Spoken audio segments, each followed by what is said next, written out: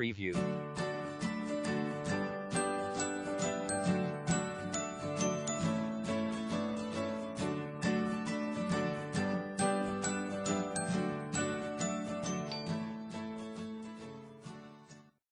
Pada PR6 kali ini, kami memilih untuk meliput produksi gerabah. Produksi ini merupakan salah satu contoh dari job shop karena produknya variatif, namun setiap jenis produk tidak diproduksi dalam volume yang besar. Produk-produk gerabah ini juga biasanya disesuaikan dengan keinginan konsumen. Alasan yang lainnya adalah pada produksi gerabah, pekerjaan dikelompokkan ke dalam stasiun-stasiun tertentu sesuai dengan jenis pekerjaannya. Contohnya adanya stasiun pembentukan, stasiun pembakaran, dan stasiun pengecatan. Preview.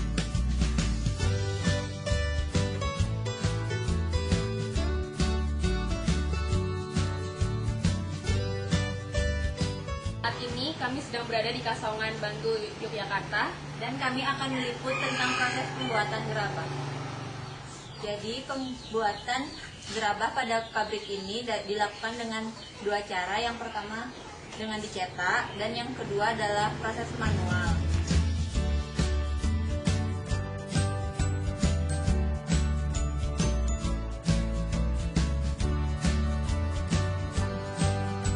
Preview.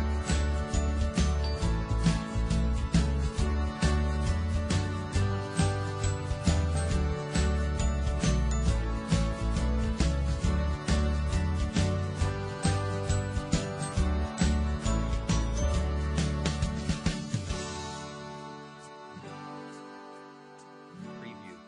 Preview.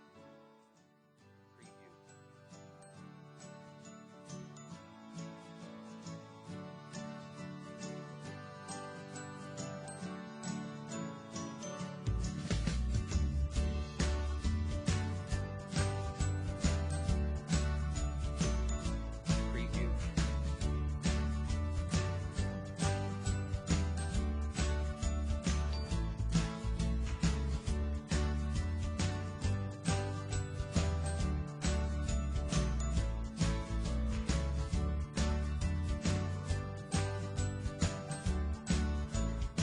Preview. Inilah hasil gerabah melalui proses cetak.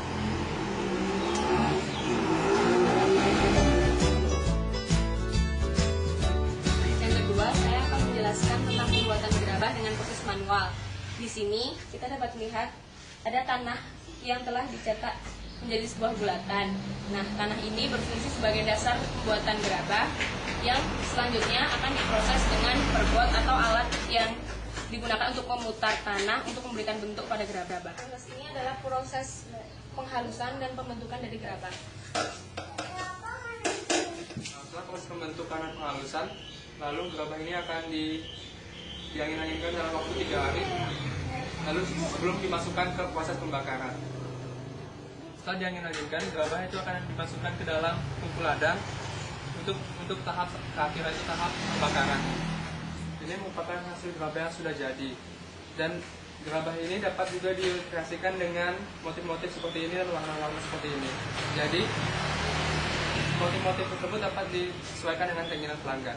Demikianlah proses pembuatan gerabah di Desa Kasongan, Bantul, Yogyakarta.